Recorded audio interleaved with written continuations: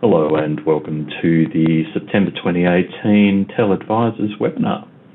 Our subject today is Meet Your Advisors, who we are, what we do and how we got here.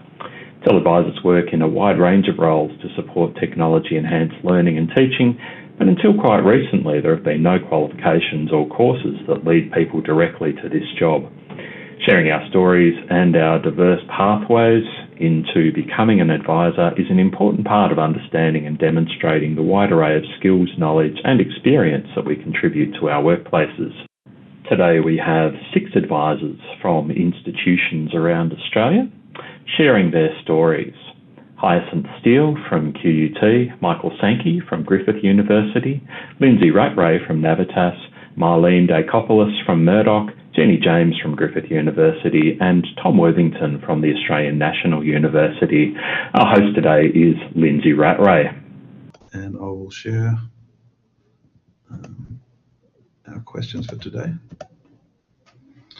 which are what's your current role and some detail there. What do you spend most of your work time doing? What did you do before you were an advisor and how did you get to this position?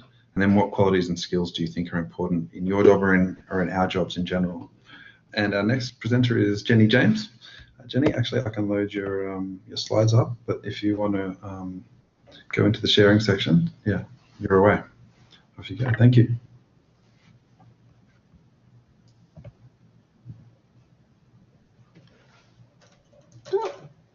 Hi everyone, I'm Jenny, as Lindsay said. I work in the Griffith Business School at Griffith Uni. Earlier this year, the roles of blended learning advisor and educational designer within the groups were combined to become one role, which is the learning and teaching consultant design. And that's the role that I'm currently in within the Griffith Business School.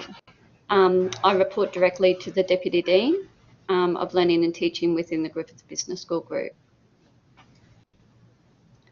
So over the next couple of slides, I've copied and pasted some of the key accountabilities from our current position description. In my current role, most of my time spent supporting academic staff in the development of summative assessment strategies. And these are the ones that align with our course learning outcomes and also evidence achievement of program learning objectives for assurance of learning. And that's part of the AACSB accreditation process. I also spend a lot of time ensuring that assessment practices comply with university policies and procedures and that academics are aware of their role statements, which is in our policy libraries, so that they know what they're responsible for in their roles. Another major part of my role is advising and supporting academics in the appropriate use of contemporary and emerging technologies. And I also help build the capacity of academic staff, particularly in the use of the LMS and other tools that are integrated with it, like Echo 360, VoiceThread, and PebblePad. So some of the things that I don't currently get to do so much in my role, which I had the opportunity to do in other, in other roles at the university, is work on innovative projects. And also engage in scholarly research. So in the past, I've worked on the Echo 360 Early Adopter project, which was when I was employed within Learning Futures as an educational designer, and I had the opportunity to engage in some scholarly research in that area. And I also had the opportunity to work on an online orientation resource for nursing students in prison health services. So that included video scenarios with adaptive pathways, and it was presented also at a conference this year. So does anyone want to have a guess at what I did prior to becoming an advisor?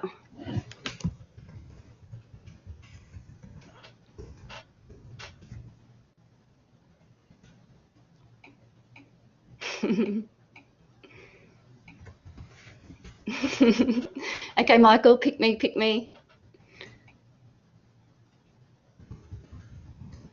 Yeah, Marlene's right. I was a graphic artist. So I did that for approximately 20 years before becoming an educational designer. I originally was a graphic designer for print, and then I worked as a web designer and multimedia developer. So how I got to where I am now, I think it was around 2002, I was employed at QUT as a graphic designer, and I really loved designing and developing learning and teaching activities and resources, and worked closely with instructional designers at the time. So I decided to enrol in a degree at QUT to become an instructional designer. But then I fell pregnant with my first child and I decided to withdraw my application. I instead started my own web development business and continued to do contract work for QUT and also for UQ. And then about 6 years after working for myself, I accepted a position at Griffith as a graphic designer, which was in 2010. I'd only been here for about a year when I decided to enrol in a grad cert in higher education, which I graduated in 2013.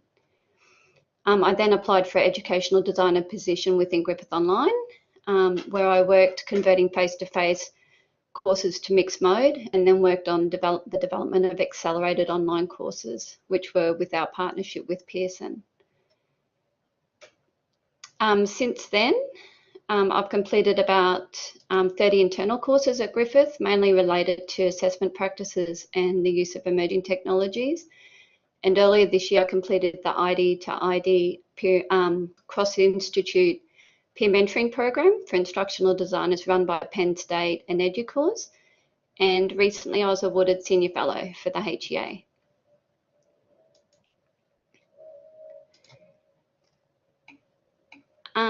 Thank you. Okay, so what are the qualities I think you need to have and the skills? I think interpersonal skills and communication skills are really important.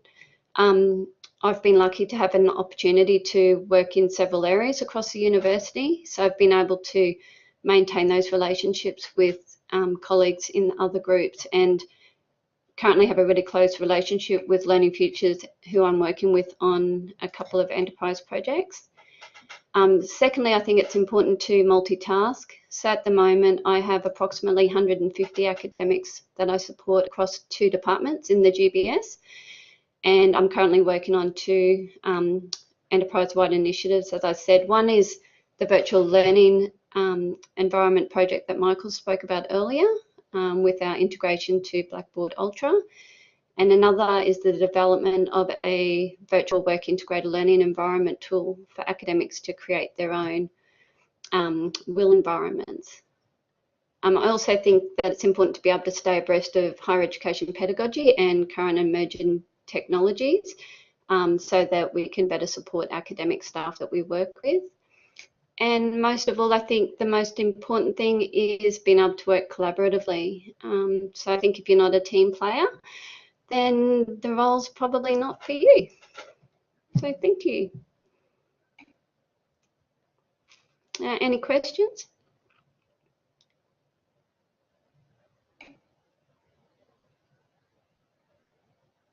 So Jennifer, yeah, I can touch base with you if you want to hear more about that WIL program.